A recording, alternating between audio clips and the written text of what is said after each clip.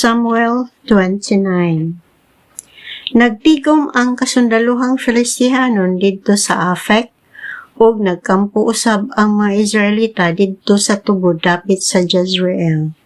Samtang nagmartsa ang mga opisyal sa kasundaluhang Filistihanon uban sa ginatos ug sa linibo kasundalo, nagmartsa usab si David ug ang iyang kasundahuluhan didto sa Liyo uban kang Akis.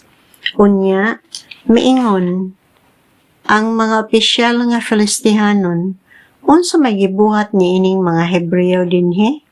Mitubag si Akis, kini mao si David, sulugoon ni Saul nga hari sa Israel.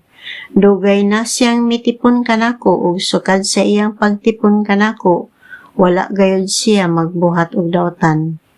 Apan na nga suko kang Akis ang mga opisyal nga Filistihanon ug miingon, papaulia ka ng tawhana, kay dili maayo nga muuban siya sa panggubatan. Tingalig unayon kita niya aron kahimutan siya sa iyang agalon. Dili ba kini mao man ang David nga ilang panagsayaw ilang giawitan og si Saul nakapatay og linibo apan si David tinagpulo kalibo?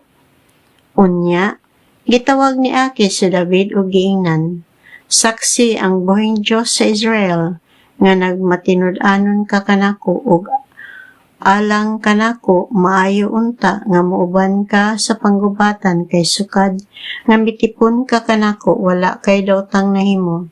Apan ang mga opisyal dili muuyon nga moban ka. Busa pauli na lamang nga malinawon aron dili masuko kining mga opisyal. Ug miingon si David kang Akis, apan unsa may akong nabuhat? Unsa may nahinawayan mo kanako nga dili mo man ako paubanon sa pagpakigubat sa imong mga kaaway, kamahalan? Gitubag siya ni Akis, wala ako'y nahinawayan kanimo. Sama ka sa usa ka anghel sa Dios, apan dili buot ang mga opisyal nga moban ka sa panggubatan. Busa ugma sa sayo sa buntag pauli uban sa imong mga sakop. Busa sayo sa buntag migikan si David ug mipauli ngadto sa yuta sa mga Filistihanon. Apan ang mga Filistihanon miadto sa Jezreel.